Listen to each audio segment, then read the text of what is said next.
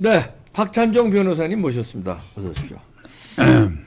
저 변호사님이 최근에 이제 대선 선거 국면에 들어가니까 이재명이 대통령 되면 황제 대통령 시대가 된다. 이렇게 이제 말하자면 진단을 하시면서 국민들에게 압박을 주셨는데 황제 대통령이 되는 게 가능합니까?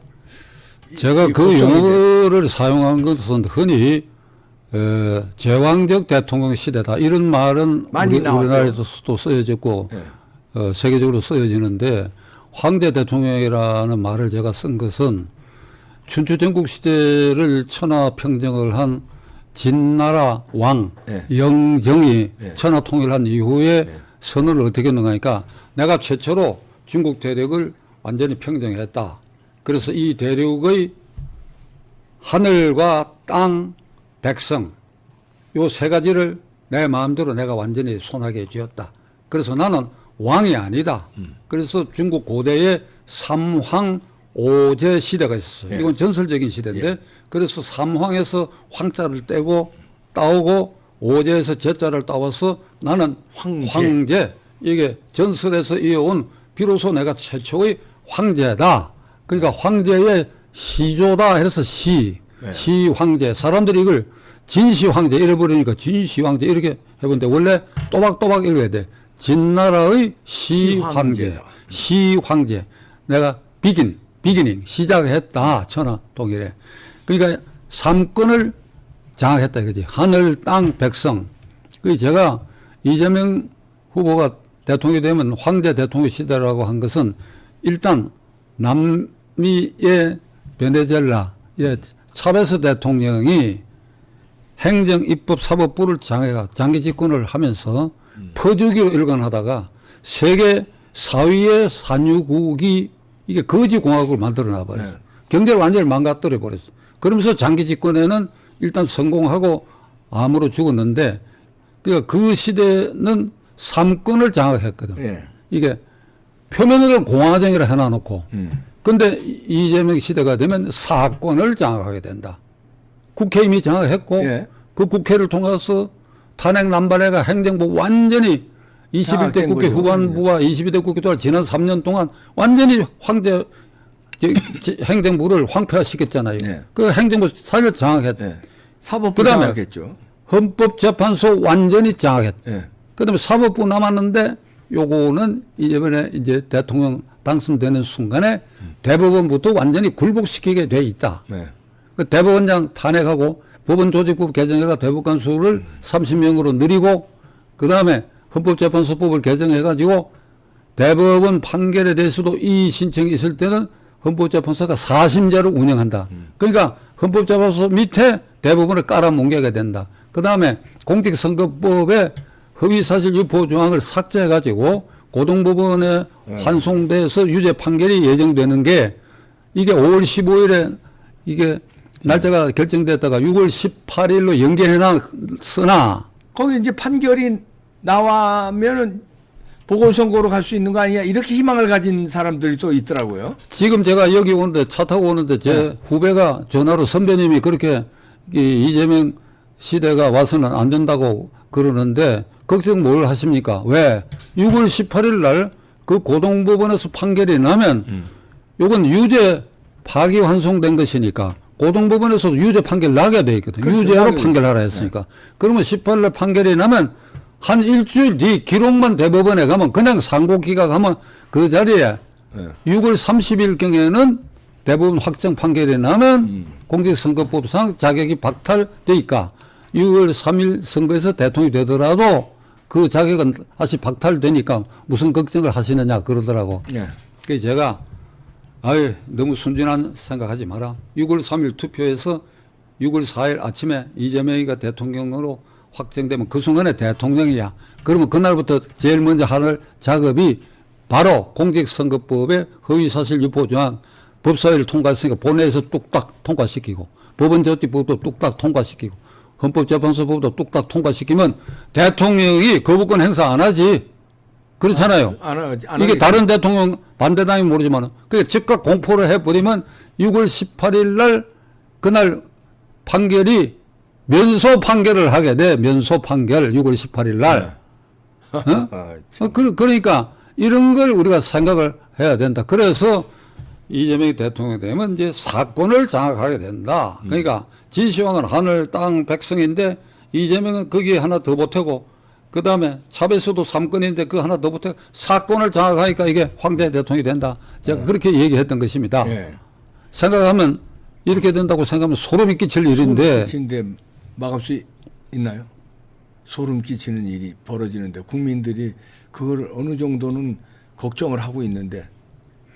근데 이게 막을 수 있나요? 이게 이제 이봉규 TV 시청자 여러분들께서는 아마 저 얘기도 간접적으로 많이 들으셨을 것이고 그런데 그러면 이게 이재명이 이게 가능한 길을 지금 열어놓고 자기들은 6.3 선거에 압승할 것이라고 지금 그래요. 겉으로 드러난 거 보면 자만심을 가진 것 같아요. 언론들도 그렇게 몰아갑니다. 그러니까 일부 여론조사에 이재명이 압승할 것이라는 게 아직도 김문수보다 앞서는 게 거의 대부분이야. 그러나 추세로는 김문수가 계속 이렇게 추격하고 있습니다. 따라가고 지지율이 증가하는 것도 나오고 있는데 이게 이재명이 황제 등극이 가능하도록 된 지난 3년간의 헌정사를 되돌아볼 필요가 있어.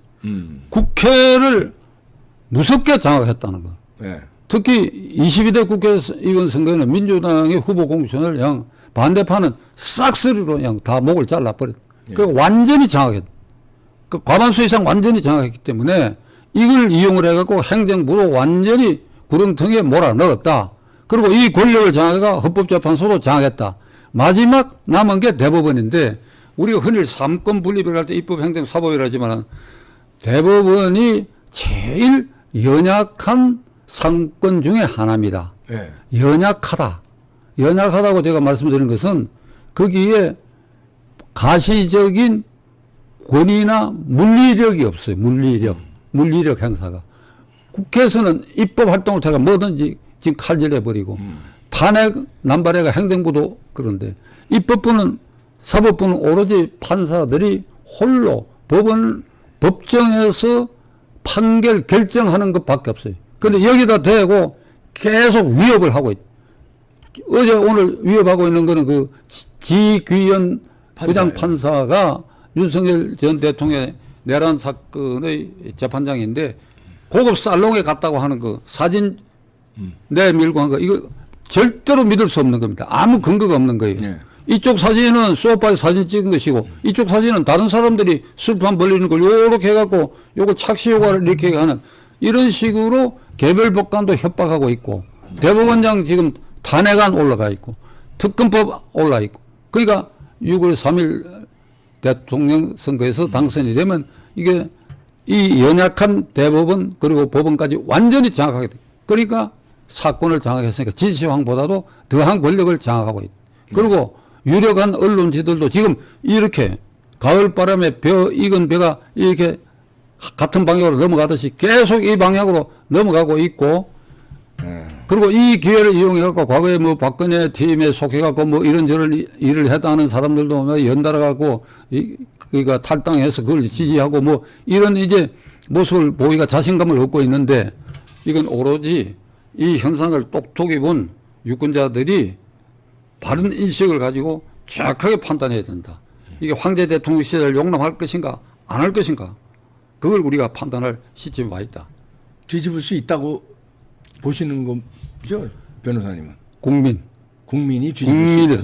그러니까 국민이 지금 김문수 후보에 대한 신뢰가 이제 점차 이게 드러나고 그거 어떻게 살아왔는가 하는 거 아까 방송에서도 제가 말씀을 드렸는데 그렇게 되니까 이제 점점 이재명 후보하고 맞대결이 가열하게 될 이런 상황에 왔으니까 국민의힘당만 바라보고 거기에 연계해서 김문수를 보면 안 됩니다.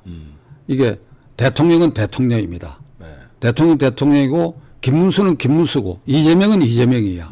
결국 사람이야. 이 둘을 놓고 비교해 봤을 때 김문수 시대가 오면 우리가 실망하고 염려하고 답답해하는 국민의힘당 그런 찌꺼기 요소들도 말끔히 정리될 것이다. 이거 정말 여러분들이 믿어주시기 바랍니다. 제가 김문수 후보가 국회의원 처음 될 때부터 그를 가까이서 지켜본 사람입니다. 그 아까 방송에서 말씀드렸지만 국회의원 3번하고 경기지사 8년 하는 동안에 그가 그 자신을 피할 일이 없어요.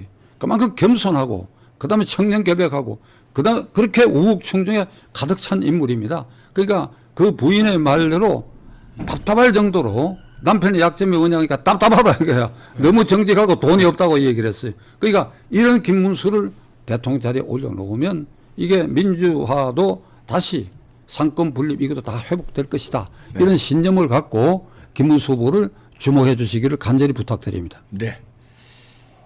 역전이 가능하답니다. 국민이 역전시키면 됩니다. 결국은 기울어진 언론도 우리가 바로 잡아야 되고요. 황제 대통령 시대는 막아야 되죠. 네. 박찬정 변호사님 있었습니다. 감사합니다.